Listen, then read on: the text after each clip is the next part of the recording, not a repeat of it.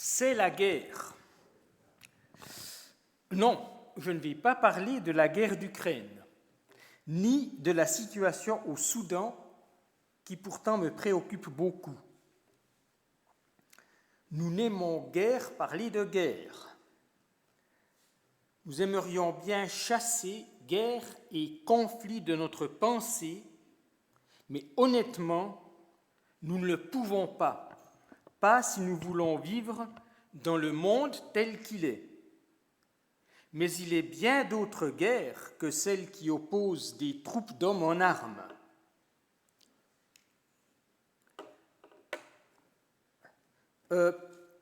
J'ai discuté avec Cédric en vue du culte d'aujourd'hui et il m'a proposé, sans me l'imposer, de parler un peu du chapitre 10 de Matthieu, vu que entre lui et Tom, en fait, ils n'ont pas tout à fait terminé le chapitre 10. Ce chapitre 10, c'est où Jésus parle de la mission des disciples et de l'hostilité du monde. Et vers la fin de la dernière partie du chapitre que nous allons lire, il continue de parler de mission et de mission dans une situation de conflit et d'hostilité. Et c'est là qu'il y a une parole étonnante, c'est, je ne sais pas si vous avez à l'esprit cette parole de Jésus, ce n'est pas celle qu'on aime se répéter tout le temps, c'est « Je ne suis pas venu apporter la paix, mais l'épée ». Avant de lire ce passage et de continuer, nous allons prier le Seigneur. Notre Père, sois avec nous par ton esprit pour que nous puissions écouter attentivement les paroles de ton Fils et en les écoutant, être aidés et transformés, même quand ces paroles nous semblent difficiles à comprendre.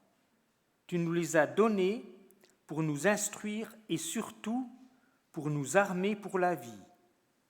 Seigneur, arme-nous pour la vie aujourd'hui. Amen. Nous allons donc lire dans Matthieu, chapitre 10, les versets 32 à 42. Et c'est Jésus qui parle. Il dit « Toute personne donc qui me reconnaîtra devant les gens, je la reconnaîtrai moi aussi devant mon Père qui est aux cieux. Mais quiconque me reniera devant les gens, je le renierai moi aussi devant mon Père qui est aux cieux. Ne pensez pas que je sois venu mettre la paix sur la terre. Je ne suis pas venu mettre la paix, mais une épée. En effet, je suis venu scinder en deux, un homme contre son père, une fille contre sa mère, une belle-fille contre sa belle-mère, et les ennemis d'une personne, ce seront les gens de sa maison. Celui qui aime père ou mère plus que moi n'est pas digne de moi, et celui qui aime fils ou fille plus que moi n'est pas digne de moi, et celui qui ne prend pas sa croix et ne me suit pas n'est pas digne de moi. Celui qui aura trouvé sa vie la perdra, et celui qui aura perdu sa vie à cause de moi la trouvera. Celui qui vous accueille m'accueille moi-même, et celui qui m'accueille accueille celui qui m'a envoyé. Celui qui accueille un prophète en sa qualité de prophète recevra la récompense d'un prophète. Et celui qui accueille un juste en sa qualité de juste recevra la récompense d'un juste. Et quiconque donne à boire seulement un verre d'eau fraîche à l'un de ses petits en sa qualité de disciple, en vérité, je vous le dis, il ne perdra pas sa récompense. Tout au long de ces versets, notre lien avec Jésus est affirmé. Il parle de nous, mais à la troisième personne, c'est presque dans tout le passage, toute personne, celui qui, comme pour dire, si vous vous reconnaissez dans celui qui, dans le quiconque, c'est bien. Mais il parle en même temps beaucoup de lui en je, moi, je. Et donc il affirme notre lien avec lui. Tout passe par ce lien. Ce lien, nombre d'entre nous l'ont reconnu publiquement par le baptême. Être disciple de Jésus, c'est être lié à lui, à la vie, à la mort. Donc on pourrait aussi dire que le thème de ces versets, alors j'ai mis « c'est la guerre » au départ, pour un petit peu titiller votre curiosité, puis c'est quand même aussi le thème, mais on pourrait dire que le thème aussi, c'est encore plus que la guerre ou le conflit, c'est un avec Jésus. Et je le traiterai en 4 points. Nous sommes un avec Jésus, d'abord avec Jésus dans sa mission, puis avec Jésus dans l'hostilité, puis avec Jésus dans l'hospitalité, et finalement une vie en forme de croix. Tout d'abord, avec Jésus dans sa mission. En quoi consiste la mission de Jésus ? Alors j'attends vos réponses. Jésus est en mission pour faire quoi ? Pardon ? Réconcilier les hommes avec Dieu. Oui, c'est vrai. Pardon ? Annoncer son royaume. Sa mission consiste aussi en une parole très importante.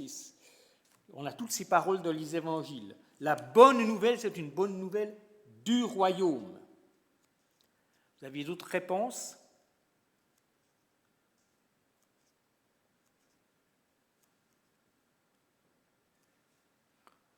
On pourrait aussi dire que c'est guérir. En fait, à la fin du chapitre 9, le passage qui introduisait ce long discours du chapitre 10, c'est Cédric qui avait prêché ce passage, il avait découvert le peuple comme un troupeau qui n'a pas de berger, et en réponse, il a proclamé la parole et il a guéri les malades. Proclamer et guérir.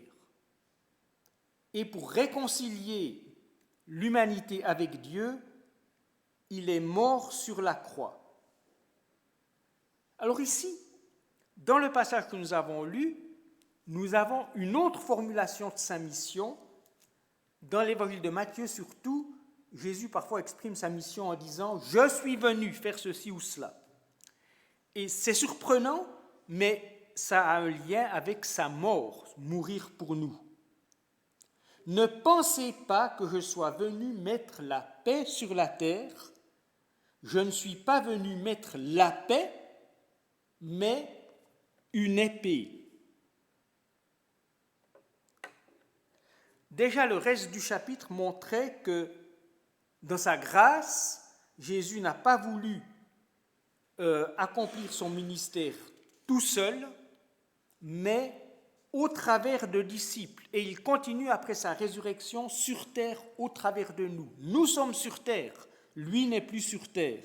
Nous sommes ses mains, ses pieds, ses oreilles, ses yeux.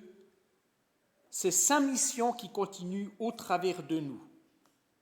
Alors, dans cette mission, quand il était sur terre, et ça continue, qu'est-ce que c'est que l'épée? En plus, il dit, ce n'est pas la paix que je suis venu mettre sur la terre. Alors, il explicite. En effet, je suis venu scinder en deux. Un homme contre son père, une fille contre sa mère, une belle-fille contre sa belle-mère, et les ennemis d'une personne, ce sont les gens de sa maison. Alors ici, il ne parle pas de la guerre avec des troupes armées, il parle de guerre dans les familles, ce qui n'est guère plus rassurant en fait. Parce que parfois aussi, dans l'histoire, les guerres entre les familles ont engendré des guerres avec des armées, surtout dans des contextes de peuples qui sont des tribus. Mais enfin, c'est la guerre dans les familles. Il enchaîne en disant « Les ennemis d'une personne, ce seront les gens de sa maison. » Il emploie le mot « ennemi ». Est-ce qu'il nous engage dans une guerre sainte, prendre les armes pour Dieu, ou ailleurs Jésus a-t-il parlé d'ennemis? Dans quelle autre parole il a parlé d'ennemis?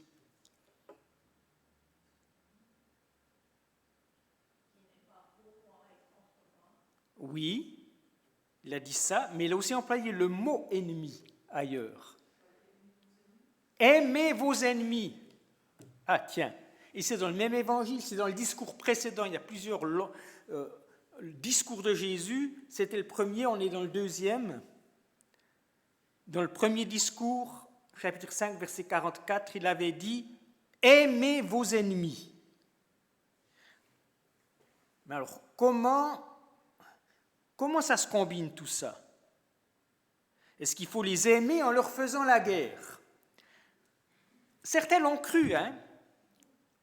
Il y a eu à un moment donné, c'était un tournant dans l'histoire de l'Europe, de la chrétienté, les croisades contre les musulmans au Proche-Orient. Là, c'était ennemi, on ne pensait même pas qu'il fallait aimer les musulmans. D'ailleurs, les juifs ont aussi été victimes des croisades, juifs et musulmans. On ne croyait même pas qu'il fallait les aimer. On est allé pour combattre, pour tuer, pour massacrer, au nom du Christ, parce que c'était les infidèles, les ennemis. Ça a été un tournant. Avant, même si on avait déjà l'idée que fallait... le christianisme, c'était pour tout le monde, on ne donnait pas le choix, toute la société était chrétienne, il y avait quand même cette conscience que la guerre n'était pas l'arme du peuple de Dieu. Mais là, il y a eu ce tournant avec les croisades. Et puis, ensuite, on a fait des croisades d'évangélisation. Alors, je ne parle pas des croisades au XXe siècle. D'ailleurs, je déteste ce mot pour parler d'une campagne d'évangélisation, justement à cause de l'histoire des croisades, et surtout parce qu'après, immédiatement après les croisades en Orient, il y a eu les croisades d'évangélisation pour les peuples qui n'étaient pas encore christianisés en Europe, notamment peuples slaves, les pays baltes, etc. Et là, c'était avec l'épée littéralement, et puis vous avez le choix, vous devenez chrétien ou on vous tue.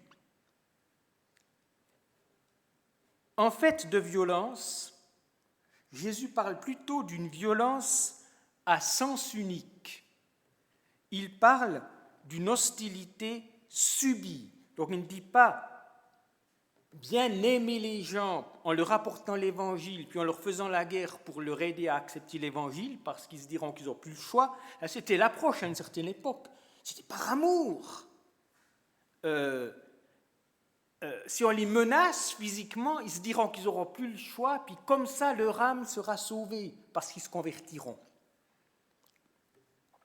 Donc, au lieu de cette guerre, violence par amour, il s'agit plutôt ici d'une guerre subie, d'une hostilité qui est subie, qui n'est pas exercée vis-à-vis des autres. Donc, aimez vos ennemis, ce n'est pas du tout soyez violents envers vos ennemis, c'est tout le contraire, comme Jésus l'avait enseigné dans le premier discours.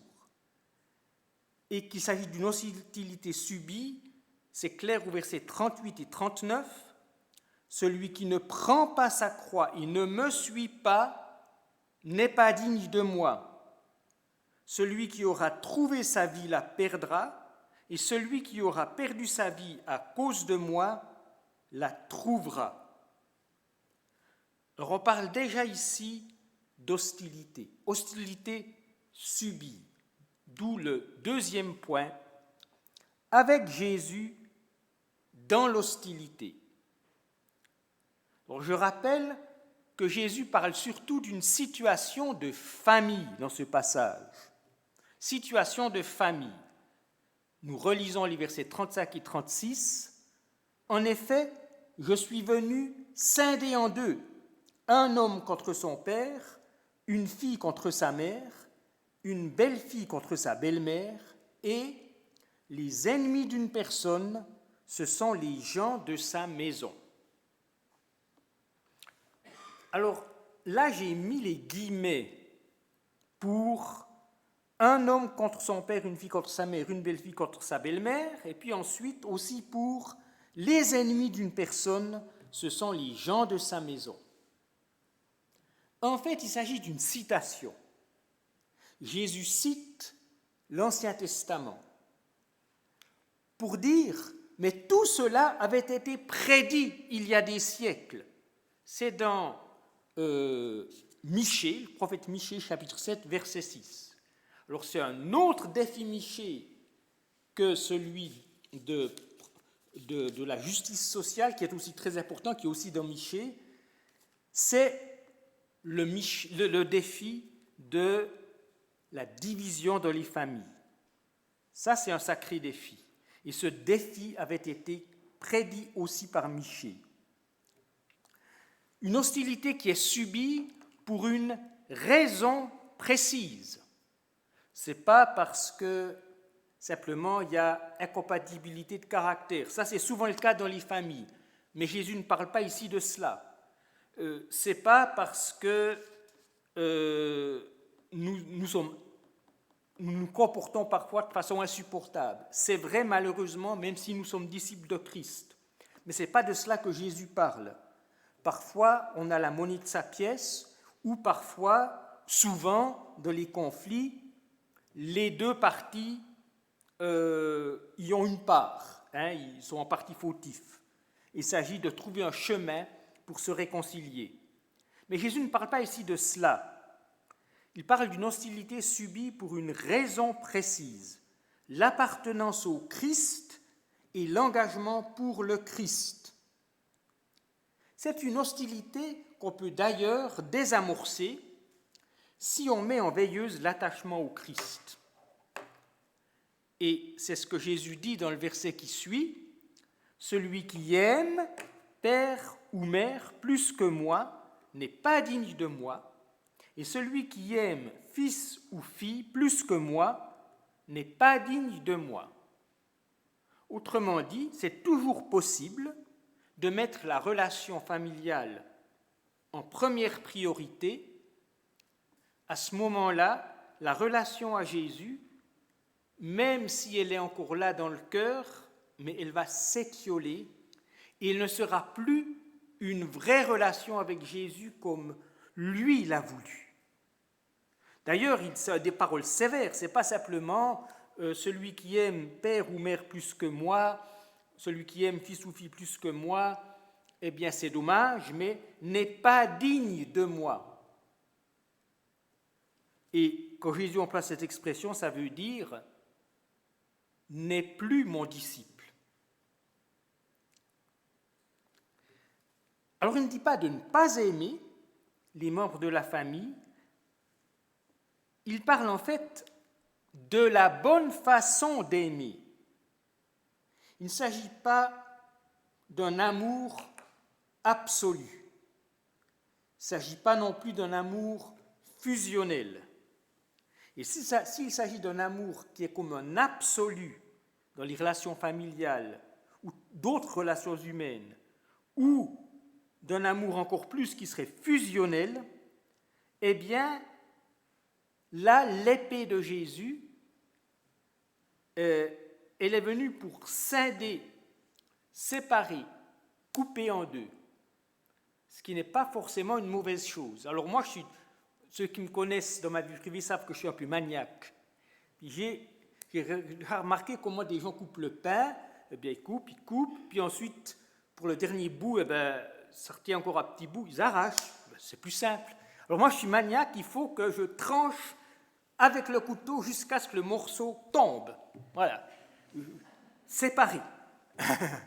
Alors, Jésus a voulu un peu faire comme ça, comme moi je coupe le pain par rapport à nos relations humaines. Il y a un moment donné, il ne s'agit pas de séparer chacun de son côté, mais bien mettre chaque personne à sa place, chaque personne a son individualité, elle ne se confond pas avec l'autre, et si on oublie cela, eh bien l'épée de Jésus, elle scinde ce qui colle un peu trop dans les relations. Ça, c'est quand ça devient absolu ou fusionnel. En fait, Jésus institue une relation triangulaire. Imaginez un triangle. Je ne suis pas bon pour le graphisme, c'est pour ça que ce n'est pas sur une diapo, mais un triangle, et pas dans n'importe quel ordre. Le haut, le sommet du triangle, c'est là qu'il y a Jésus. Il est au sommet, lui en premier. Et cela change toutes nos relations quand elles sont vécues à travers lui. Et justement, c'est aussi le cas quand l'autre dans la relation, par exemple familiale, ne partage pas l'engagement envers le Christ. Nous vivons cette relation, nous, au travers du Christ. D'ailleurs, ce genre de situation peut exister aussi quand les autres membres de la famille, ou certains autres membres de la famille, ont prêté allégeance au Christ. Même là, il peut y avoir des conflits autour de la manière de vivre cet engagement. Alors, un exemple dont on m'a parlé il y a bien des années, il y avait dans une église qui à l'époque était de notre association d'églises, une petite église peu nombreuse à l'époque, un pasteur bénévole. De toute façon, l'église n'avait pas de quoi payer un pasteur. Ce pasteur travaillait à plein temps et en plus il s'occupait de l'église. Il était vraiment formé comme pasteur, il avait toute la formation théologique et tout. Son épouse était chrétienne, mais il y avait conflit entre son ministère et son épouse. Alors on peut comprendre l'épouse, il faisait en quelque sorte double métier, son emploi à plein temps et pasteur bénévole. Mais le conflit en était au point où, à ce qu'on me disait, alors peut-être qu'on donnait son point de vue à lui, mais en fait, à ce qu'on me disait, eh bien, il aurait fallu qu'il fasse vraiment le service minimum dans l'église, presque rien, pour vraiment avoir du temps pour son épouse. Et là, voilà, est-ce qu'il allait garder ce ministère? D'ailleurs, finalement, il a trouvé un successeur. Ben, c'était la solution. Mais enfin, il y avait là un véritable conflit. Et si l'engagement en temps, en effort, en énergie, de la part même d'une personne chrétienne dans l'Église, dans la famille, devait être proche de zéro, parce que les exigences familiales deviennent vraiment parfois très, très grandes, eh bien là aussi il peut y avoir la situation décrite par Jésus. Alors dans les cas concrets, justement, ce n'est pas toujours noir ou blanc. Et c'est là qu'il s'agit de discerner chacune et chacun notre vocation, à quoi Jésus nous appelle, ce qu'il exige vraiment de nous. Il peut y avoir des situations où quelqu'un, l'un des deux conjoints, dit à l'autre tu ne me permets pas tu n'acceptes pas mon engagement, mais peut-être que là, il y aurait à discuter, savoir mais quel est cet engagement, quelle est cette vocation. Mais au cas où notre obéissance au Christ est engagée, où nous avons pu discerner que c'est notre obéissance au Christ qui est en jeu, eh bien, il s'agit d'assumer cette situation de conflit. l'assumer non pas forcément en ne disant jamais rien, une certaine franchise est dans le modèle de vie de Jésus. Jésus était très franc, il avait beaucoup de franc-parler.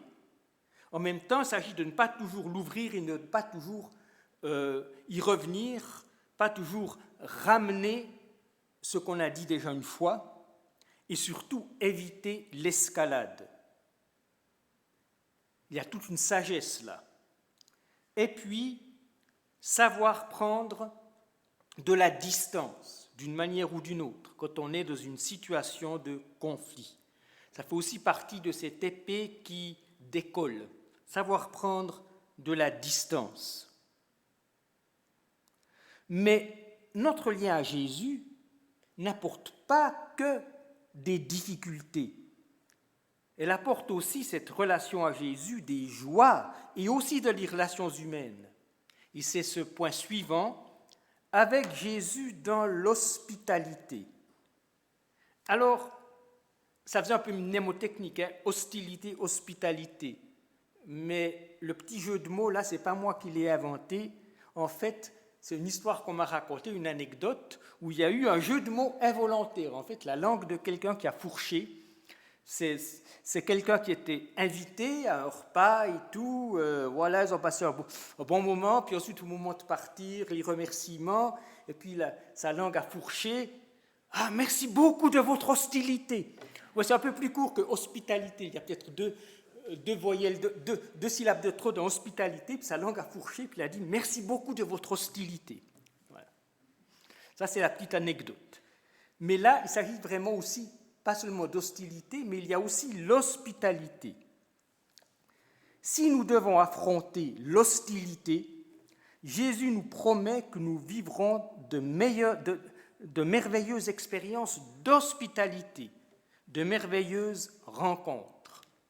C'est à partir du verset 40, « Celui qui vous accueille m'accueille moi-même, et celui qui m'accueille accueille celui qui m'a envoyé. » Rien que ça. Celui qui vous accueille, c'est la promesse de Jésus à ses disciples qui sont en mission. Celui qui vous accueille, ce n'est pas seulement votre petite personne qui l'accueille. Il m'accueille moi-même parce que vous êtes liés à moi, dit Jésus. Et plus encore, Jésus est lié à son Père, le lien entre Dieu le Père et Dieu le Fils. Et donc, celui qui m'accueille accueille celui qui m'a envoyé. Dieu le Père. C'est bien plus que notre personne qui est accueillie. C'est Jésus et c'est Dieu le Père. Alors précisons un peu. Verset 41, celui qui accueille un prophète en sa qualité de prophète recevra la récompense d'un prophète. Et celui qui accueille un juste en sa qualité de juste recevra la récompense d'un juste. Le lien avec Jésus, ce n'est pas simplement « je suis chrétien, donc celui qui m'accueille accueille le Christ », ce serait même parfois un peu prétentieux, parce que chaque fois qu'on tient à être accueilli, qu'on attend d'être accueilli, ouais, il devrait quand même m'accueillir parce que j'ai le Christ en moi. Ce serait un peu prétentieux. Jésus ne nous demande pas d'être prétentieux vis-à-vis des autres, mais humble. Ici, le lien avec Jésus est quand même assez clair, il est connu, la personne qui accueille connaît ce lien. Elle accueille un prophète, autrement dit, le porteur d'un message en parole. Elle accueille un juste, porteur d'une vie qui ressemble à celle de Jésus. D'ailleurs, tous les disciples de Jésus ne sont pas appelés à être prophètes, dans le sens d'un véritable ministère de porte-parole. Mais tous les disciples de Jésus sont appelés à rechercher à être de plus en plus conformes à Jésus, à la vie juste qu'il demande et qu'il nous donne, de ressembler de plus en plus à Jésus. Mais il n'y a pas seulement des prophètes et des justes à accueillir, il y a tout simplement des petits. Verset 42, « Et quiconque donne à boire seulement un verre d'eau fraîche à l'un de ces petits, et là, ce n'est pas en sa qualité de prophète ou de juste, mais simplement en sa qualité de disciple de Jésus, le petit est un disciple de Jésus, en vérité, je vous le dis, il ne perdra pas sa récompense. » Un petit geste en faveur d'un petit et une grande récompense. D'ailleurs, dans le verset précédent, il avait carrément dit que celui qui reçoit un prophète, simplement l'accueillir, sera récompensé au jugement dernier comme un prophète. Celui qui accueille un juste, simplement l'accueillir, sera récompensé au jugement dernier comme un juste. En cela, tout est grâce pour la personne engagée avec Jésus et pour la personne qui l'accueille, ne serait-ce qu'avec un verre d'eau. Ce qui compte là-dedans, c'est la rencontre qui se noue et qui, là aussi, est triangulaire. Il y a Jésus au centre de cette rencontre et il nous promet, si nous nous engageons dans la vie de disciples, si nous y persévérons, il nous promet de telles rencontres merveilleuses. Alors un dernier point, une vie en forme de croix, pour un peu rassembler tout ce que Jésus a dit, une vie qui ressemble à la vie de Jésus, et Jésus était orienté vers la croix. Il est venu pour mourir sur la croix. Une vie en forme de croix. Alors, il y a un adjectif qui est l'expression un peu technique, cruciforme, mais je préfère dire en forme de croix, ça veut dire ça. Une vie en forme de croix. Revenons au début de notre texte. Toute personne qui me reconnaîtra devant les gens, je la reconnaîtrai moi aussi devant mon Père qui est aux cieux. Mais quiconque me reniera devant les gens, je le renierai moi aussi devant mon Père qui est aux cieux. Comment peut-on reconnaître Jésus? Alors, une traduction plus classique, c'est confesser. Mais confesser veut vraiment dire là, reconnaître, et reconnaître ouvertement. Pas seulement, Jésus a vécu, voilà les faits, mais j'appartiens à Jésus. Ma vie est liée à la sienne. Cette reconnaissance se fait en parole et en acte. Et certains sont appelés à user plus de la parole, mais en aucun cas, un disciple n'est appelé à cacher son identité. Et c'est là qu'il y a le véritable défi. Et le moment où parfois nous tremblons, déclarer Jésus-Christ est au centre de ma vie. Et essayer d'expliquer ce que ça signifie. Pas toujours facile à expliquer à quelqu'un qui n'est pas du tout dans ce genre de réalité. Il y a, même si nous ne sommes pas tous appelés à être des évangélistes, il y a un type de situation où nous sommes appelés à ouvrir la bouche, à part celle dont a parlé Jésus en cas de persécution ouverte, dont nous a parlé Cédric, un procès où nous sommes accusés en tant que chrétiens. Mais là, autre situation peut être quand même plus simple qu'un procès, c'est quand quelqu'un qui nous voit vivre de la façon dont nous vivons nous demande les raisons. C'est dans 1 Pierre chapitre 3. Soyez prêts à rendre compte, 1 Pierre chapitre 3 verset 15, de votre espérance à quiconque vous en demande raison. Mais avant tout, pour reconnaître Jésus authentiquement, il s'agit tout simplement, si notre vie est liée à la sienne, si nous avons pris cet engagement et si nous le vivons, si nous vivons cette relation avec Jésus, dans la foi, dans la confiance. Ce n'est pas forcément toujours un stress, certainement pas. Si s'il y a eu ce lâcher-prise, que nous vivons dans cette relation de confiance, ce repos de la foi dont nous a parlé Sébastien, il s'agit tout simplement d'être soi-même. D'être soi-même, non pas le pire soi-même, mais être soi-même dans cette vie où nous cherchons à progresser dans la relation avec Jésus, dans la manière de vivre qui le reflète. Tout simplement être soi-même. Pas besoin de se forcer. D'ailleurs, jouer le bon chrétien, ça ne marche pas très longtemps, le jouer. Être soi-même, ça fait partie de reconnaître devant les gens. Et puis il y a le contraire, renier. Renier, ça se passe aussi en parole, comme Pierre qui a dit « Ah non, je ne le connais pas », et en acte. D'ailleurs, malheureusement, trop souvent, les actes contredisent les paroles. Alors cela peut paraître extrêmement sévère, parce qu'il y a la conséquence, quiconque me reniera devant les gens, je le renierai moi aussi devant mon Père qui est aux cieux.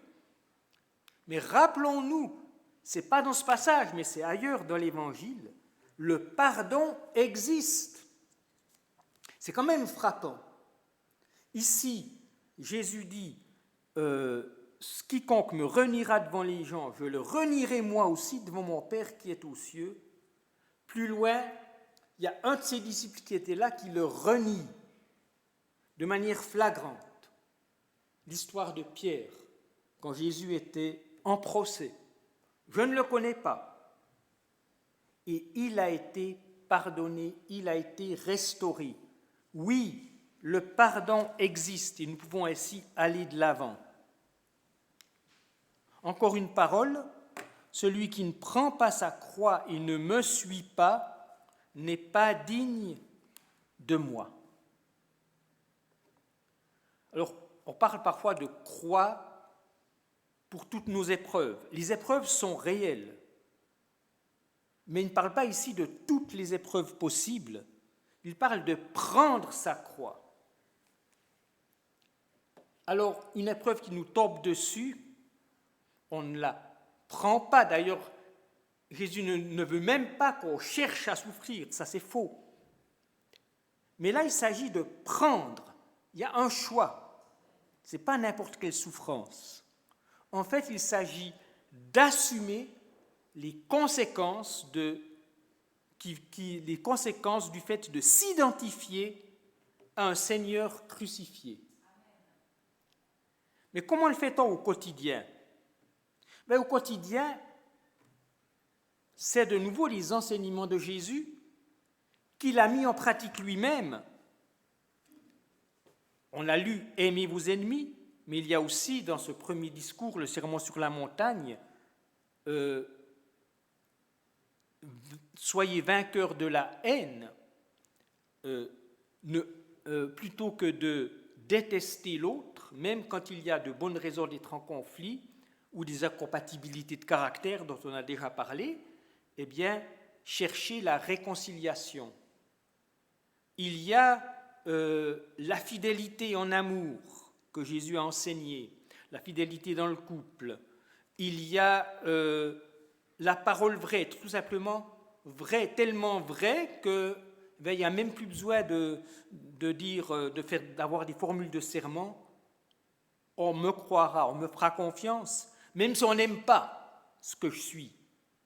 On saura que celui-là, celle-là, eh bien, ce qu'elle dit, c'est vrai. Je n'aime pas ce qu'elle dit, parce que franchement, c'est un peu exagéré, sur son Jésus, etc. Mais au moins, ce qu'elle dit, c'est vrai. Assumer les conséquences de tous ces choix. D'ailleurs, parfois, simplement être véridique, ça peut nous valoir des sanctions dans certaines professions, dans certaines situations, dans le monde, dans la vie. Assumer tout cela. Ce n'est pas forcément le martyr mourir. Alors, quand il a dit prendre sa croix, il y avait bien sûr aussi là derrière ceux qui allaient mourir pour leur foi. Mais ce n'est pas seulement ça, c'est toutes les conséquences qui sont des épreuves et qui peuvent être les conséquences du fait d'être disciples et d'être ce que Jésus a voulu que nous soyons. C'est ça le véritable combat spirituel. Ce n'est pas de combattre les puissances qui sont derrière, je ne sais pas, justement, la guerre Russie-Ukraine. Comme je pense, ça nous le laissons à Jésus-Christ lui-même, et c'est mystérieux pourquoi il n'a pas empêché cette guerre, mais c'est combattre, et c'est un vrai combat, pour être disciple au quotidien, même quand il y a des conséquences difficiles. Et le verset 39, qui parle toujours de ses souffrances, parce que nous sommes disciples, « Celui qui aura trouvé sa vie la perdra, et celui qui aura perdu sa vie à cause de moi la trouvera. » C'est un jeu de qui perd gagne. On pourrait dire qui meurt vit. C'est littéralement ce que Jésus dit. Ça peut paraître très compréhensible, tellement c'est paradoxal, mais rappelons-nous, Jésus est mort et ressuscité. Et il nous promet d'être des ressuscités avec lui. Alors, mourir dans certains cas, ou perdre sa vie, ça peut être simplement perdre ce qui nous est vraiment cher, ce qu'on ne voudrait surtout pas perdre, même si on perd tout le reste. Ça peut être ça.